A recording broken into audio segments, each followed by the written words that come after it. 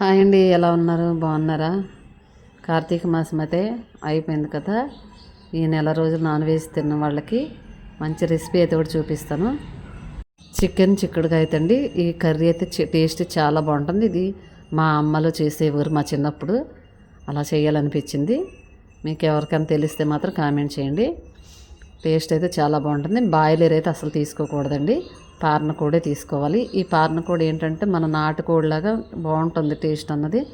దీన్ని ముందుగా క్లీన్ చేసేసుకుని కుక్కర్లో పెట్టేసుకుని కొంచెం అల్లం వెల్లుల్లి పేస్టు, కాస్త చిటికెడు పసుపు, తగినంత సాల్ట్ వేసుకుని ఒక 7 విజిల్స్ వచ్చే వరకు కుక్ చేసుకోవాలి. ఇది డైరెక్ట్గా అయితే వేయకూడదు. చికెన్ కర్రీలో మన బాయిలర్ వండినట్టు వండకూడదు. దీన్ని కొంచెం నాటుకోడిలా గట్టిగా ఉంటుంది. అందుకని ఒక 7 విజిల్స్ వచ్చే వరకు దీన్ని కుక్ చేసుకుని మనకి చిక్కుడుకాయలన్నీ రెడీ చేసేసుకుని పక్కన పెట్టేసుకున్నాను.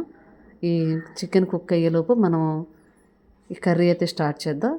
ముందుగా కాస్త ఆయిల్ పోసుకుని కాస్త జీలకర్ర వేసుకుని ఆనియన్స్ అయితే బ్రౌన్ కలర్ వచ్చే వరకు వేగనివ్వాలి. బ్రౌన్ కలర్ వచ్చే వరకు వేగనిచ్చాక మనం ఈ చికెన్ ఉంది కదా, ఈ ఉడకబెట్టిన చికెన్ అది ఎంతవరకు వచ్చింది అన్నది ఒకసారి చూసుకుంటే సరిపోతుంది. చాలా సింపుల్ ప్రాసెస్ అండి, ఎక్కువ టైం కూడా పట్టదు. ఆ చికెన్ కుక్ అయ్యే వరకే మనకు కొంచెం టైం పడుతుంది. ఆ 7-8 విజిల్స్ ఎందుకు రానివ్వాలంటున్నానంటే, ఇది నాటుకోడి ఎట్లా ఉంటుందో అంత గట్టిగా ఉంటుంది పారన కోడి అన్నది. బాయిలర్ తినే కన్నా పారన కోడే చాలా బెటర్ అండి చికెన్ తినే వాళ్ళకి. ఎక్కువగా పల్లెటూరులో ఏంటంటే నాటుకోళ్ళే తింటారు. కొంచెం సిటీలో అటువంటి వాటిలు కాడ అన్నిటి దొరకవు కదా, అందుకని బాయిలర్ కోడి కన్నా పారన కోడే చాలా బెటర్ అండి.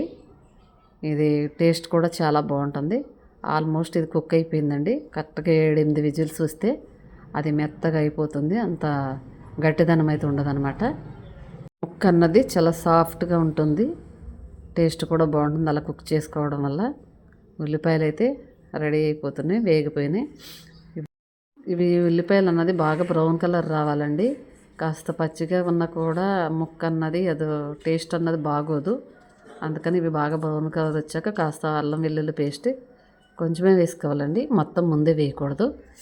ఫస్ట్ కొంచెం వేసుకుని ఈ ఫ్లేవర్ అన్నది ఉల్లిపాయలకు పట్టిన తర్వాత లాస్ట్లో కూడా చికెన్ దింపేటప్పుడు కూడా కొంచెం వేసుకోవాలి. అప్పుడు ఈ అల్లం వెల్లుల్లి ఫ్లేవర్ అన్నది బాగుంటుంది టేస్ట్. అలాగే ఇంకా ఆనియన్స్ అయితే రెడీ అయిపోయినాయి. ఇప్పుడు మనమైతే చికెన్ వేసేసుకుందాం. చికెన్ ముందు వేసుకోవాలి, మన మసాలాలు అన్నది ముందు వేయకూడదు. ఈ పారన కోడి కదా, మనం వేసిన అల్లం వెల్లుల్లి పేస్ట్ ఈ ముక్కలకు పట్టే వరకు ఒక 2 నిమిషాలు మగ్గనిచ్చుకోవాలి.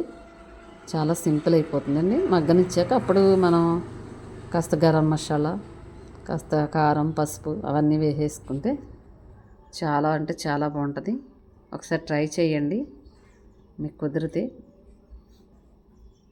చికెను చిక్కుడుకాయ అన్నది చాలా టేస్టీగా ఉంటుందండి. ఇది మా అమ్మమ్మ వాళ్ళు చేసేవారు. అప్పట్లో అంటే ఇంటి దగ్గరే కూరగాయలు పండించుకునేవారు కాబట్టి నాటుకాయలు అనేది చాలా ఈజీగా దొరికాయి. ఇప్పుడు నాటుకాయలు దొరకడమే కష్టమైపోయింది. ఒకళ్ళు పండించుకుందామన్నా పాదులు పెట్టి అంత ప్లేస్ అయితే లేదు. ఏం చేస్తాం, ఉన్న వాటితోనే మనం సర్దుకోవాలి. చిన్న చిన్న కూరగాయలు అంటే ఇంటి దగ్గర పండించుకుంటాం, కానీ పాదులు పెట్టి అంత ప్లేస్లు అయితే ఇప్పుడు ఎక్కడా కూడా దొరకట్లేదు. బాగా మరీ పల్లెటూర్లు అయితే తప్ప. అందుకని ఇంకా నాకు దొరికిన చిక్కుడుకాయలతోనే నేను ఈ రెసిపీ చేస్తున్నాను. చికెన్ అయితే ఆల్మోస్ట్ 75% కుక్ అయిపోయింది. తర్వాత ఇప్పుడు మనం చిక్కుడుకాయలు, కారం, సాల్ట్, కొంచెం గరం మసాలా, ధనియాల పొడి అయితే వేసేసుకుని మనం చికెన్ ఉడికిచ్చాం కదా వాటరు, ఆ వాటర్ని పోసుకోవాలండి. ఆ వాటరు వేస్ట్గా పారబోయాల్సిన అవసరం ఏం లేదు. మనం కుక్ చేసింది కాబట్టి మనం వేసిన అల్లం వెల్లుల్లి పేస్ట్ అవి దానికి పట్టేసి ఉంటాయి. అందుకని అవి పోసేసి మనం ఒకసారి గరిటెతో తిప్పేసుకుంటే సరిపోతుంది. తిప్పేసుకున్న తర్వాత ఒక 2 నిమిషాలు అలా కుక్ అవనివ్వాలండి.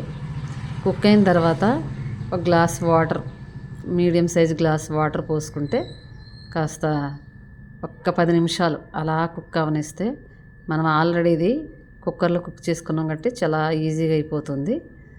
ఇంతేనండి, చాలా సింపుల్ రెసిపీ. మీరు ఏమన్నా తెలిస్తే కామెంట్ చేయండి దీని గురించి. లేదు ఇదే ఫస్ట్ టైం అన్నా కూడా కామెంట్ చేయండి. ఆల్మోస్ట్ అయితే చికెన్ రెడీ అయిపోయిందండి. ఇందులో కాస్త కొత్తిమీర వేసుకుంటే చాలా బాగుంటుంది. ఇందాక చెప్పాను కదా అల్లం వెల్లుల్లి పేస్ట్ కూడా లాస్ట్లో వేయాలని, అదైతే ఇప్పుడు వేసాను. అల్లం వెల్లుల్లి పేస్ట్ లాస్ట్లో వేస్తే అన్నది ఆ ఫ్లేవర్ మనకి తగులుతూ ఉంటే చాలా టేస్టీ ఉంటుంది. ఇంతకీ ఎలా ఉందండి చిక్కుడుకాయ చికెను? నాకైతే చాలా టేస్టీగా ఉంది.